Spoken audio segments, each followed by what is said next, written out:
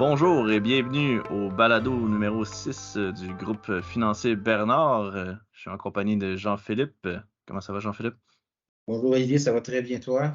Oui, ça va bien, merci. Oui. Aujourd'hui, on va faire un petit commentaire des marchés pour le premier trimestre de 2023, même s'il n'est pas tout à fait fini, là.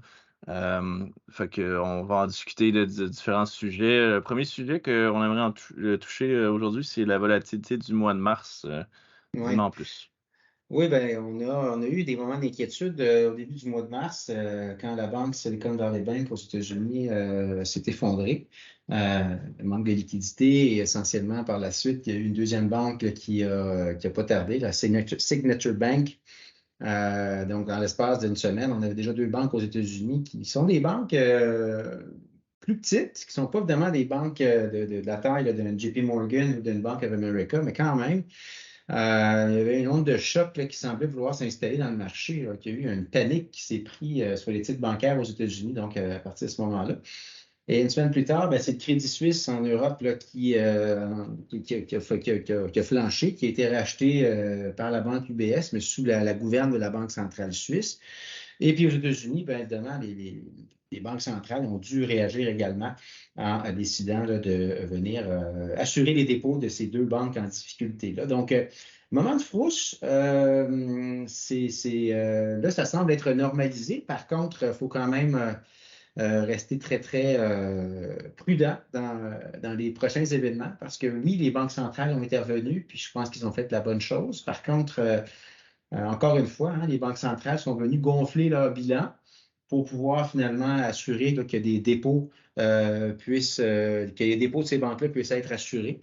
Donc, ultimement, d'un côté, on a la Banque centrale aux États-Unis qui est en train d'augmenter les taux, qui a augmenté les taux encore la semaine dernière d'un quart de point. Mais en même temps, puis en augmentant évidemment les taux, c'est une mesure qui est restrictive sur l'économie.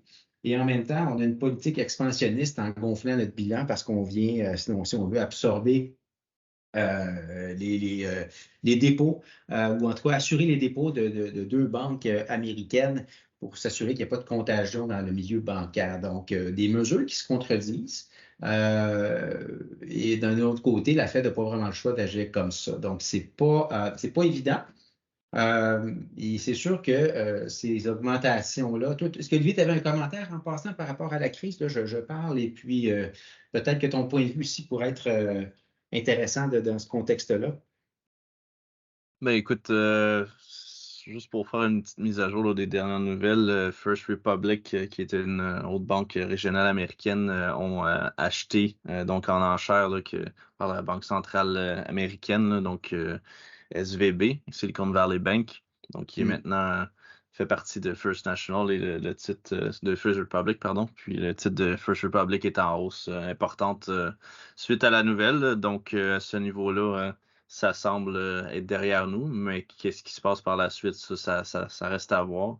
Ouais. Peut-être juste mentionner aussi, tu sais, c'est un cas particulier, c'est le compte Valley Bank, c'est une banque qui était de mémoire de la 16e plus grande banque aux États-Unis.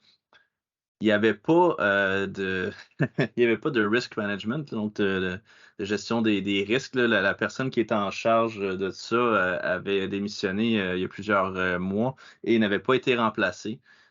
Donc, ça semble être un cas unique pour l'instant. De notre côté, on n'a pas d'informations qui dit le contraire. Je ne sais pas si toi, de ton côté, tu as une opinion Ouais, sur ben, ça. je suis ambivalent sur le sujet. Ben, j'ai vu d'autres nouvelles là, qui parlaient que dans le Wall Street Journal d'ailleurs, là, qu'on parlait qu'il y avait 200 autres banques aux États-Unis qui étaient peut-être dans la même situation que la Silicon Valley. Ça, c'est à peu près une dizaine de jours que j'ai vu passer ça. Depuis, par contre, on n'a pas vu là, de panique, mais si on se rappelle de l'événement Bear Stearns en 2008, Bear Stearns a été récupéré à l'époque par des mesures, là, des mesures d'urgence. Je ne me rappelle plus qui les avait achetées d'ailleurs, là, mais bref, qui C'est avait JP acheté? Morgan. C'est JP Morgan qui avait appris, bon, c'est ça. Et puis, ça avait calmé beaucoup le marché. Par contre, il y avait encore beaucoup de gens qui étaient sceptiques à l'époque, puis on connaît la suite. Ça, c'est au mois de mars 2008, donc on est en mars 2023. Et on sait ensuite qu'est-ce qui s'est produit avec Lehman Brothers là, quand ça a flanché en début septembre de la même année. je ne suis pas en train de dire que la même chose va se produire cette année, mais je demeure prudent. Parce que des crises bancaires, c'est toujours un peu inquiétant et on espère là, que la contagion soit effectivement limitée, comme tu le dis, uniquement à ces banques-là. Oui, puis tu sais, Euh, juste pour peut-être reprendre les mots de nos économistes là, au niveau de la Banque nationale, tu sais, au niveau des banques américaines versus les banques canadiennes, c'est pas du tout la même chose en termes de réglementation, en termes tu sais, d'actifs qui doivent être détenus comme capitaux propres.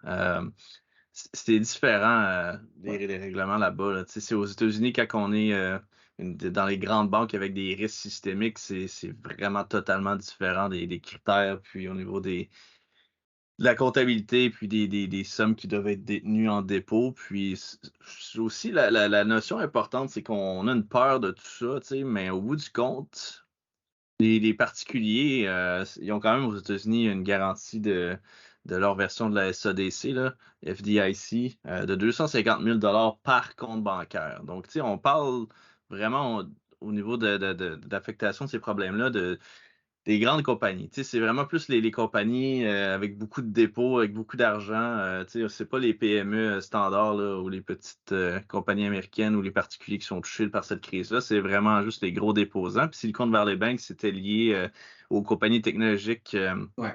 qui étaient souvent référées à cette banque-là par les Venture Capital Funds, entre autres. Ça va être intéressant de voir l'impact d'ailleurs sur cette industrie-là, de toute l'industrie là, du capital de risque dans le domaine de la technologie, là, qui est un secteur qui est vraiment très concentré en Californie.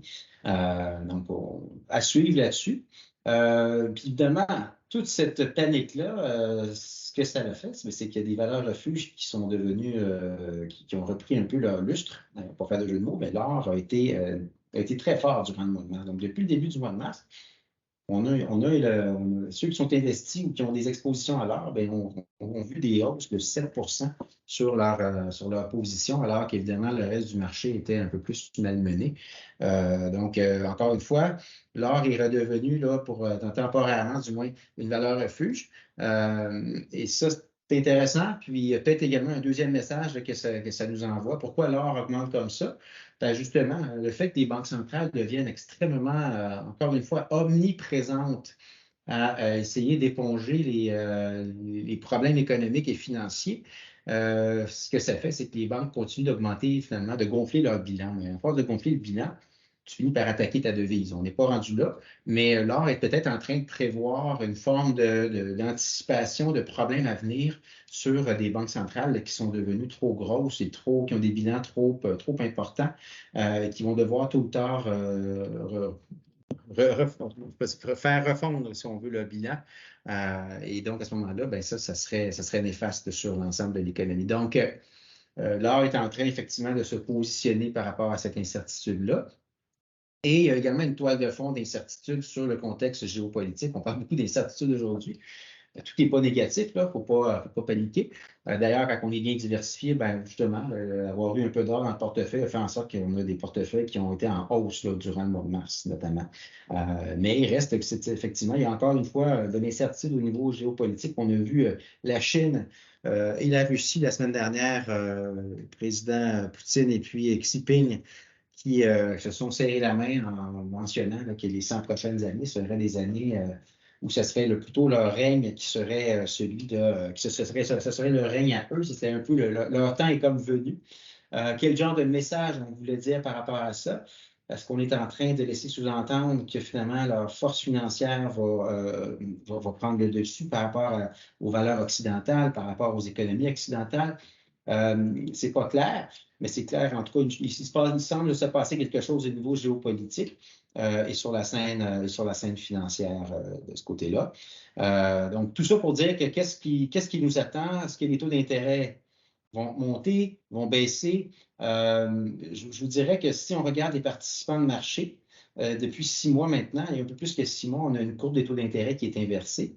Une courbe de taux d'intérêt inversée, ce que ça veut dire, c'est que les taux à long terme sont plus bas que les taux court terme. En règle générale, les taux doivent être sur une pente positive. Donc, les taux long terme sont en règle générale plus élevés que les taux court terme. Et actuellement, c'est l'inverse. Donc, ce que les participants de marché sont en train de nous dire, c'est qu'on est en train de sentir un ralentissement économique, on est en train de sentir potentiellement même une récession, d'où une courbe des taux d'intérêt qui est basse. Donc, peut-être que la Fed puis la Banque du Canada est encore en mode de vouloir peut-être augmenter les taux à court terme, mais ce que les taux long terme nous disent, c'est que, attention, oui, les taux court terme montent, mais nous, on pressent qu'il y a une économie qui va ralentir, peut-être même une récession. Donc, si on a une récession, en règle générale, ça commande des taux d'intérêt qui sont plus bas. Donc, si on se base sur les marchés, des marchés obligataires, on est en train de nous dire que les taux vont baisser. Alors que si, évidemment, on est plus à court terme, puis qu'on regarde les données d'inflation, puis qu'on voit les taux monter, puis qu'on... Donc, moi, j'ai tendance à regarder beaucoup plus les participants de marché. Puis le marché obligataire, en règle générale, est un marché qui anticipe de façon quand même assez précise les récessions. Et lorsque les taux d'intérêt, les courbes de taux d'intérêt s'inversent, comme on le voit en ce moment, historiquement, ça a toujours été annonciateur de récession et de ralentissement économique à venir. Donc, à surveiller. Et où vont aller, évidemment, les marchés boursiers par rapport à ça? Ben, on a eu des très bonnes baisses depuis un an. On a eu des reculs là, de plus de 30 sur le Nasdaq, de 16 sur le marché américain, de près de 10 ou 12 sur le marché canadien. Ça, c'est en date d'aujourd'hui. Donc, est-ce que ça veut dire qu'on a touché le fond et qu'on est bon pour repartir? C'est sûr que c'est les meilleurs prix pour acheter aujourd'hui. Par contre, si on regarde 10 ans en arrière, on a eu des excellents rendements sur des très longs termes qui étaient bien au-delà de la moyenne des rendements boursiers qu'on connaît normalement. Les rendements boursiers sont plus autour de 8 puis 9 Quand on regarde le rendement 10 ans du S&P 500, on est plus autour de 15. Alors, il y a des règles, il y a certaines règles, il y a certaines observations hystériques qui disent que que la loi des marchés revient toujours à la moyenne. Alors, si c'est le cas, ben, si la moyenne est à 8 puis à 9 et qu'on a connu 15 depuis 10 ans, est-ce qu'on peut penser qu'on va avoir des années moins bonnes devant nous? C'est ce que les histoires des marchés semblent nous dire.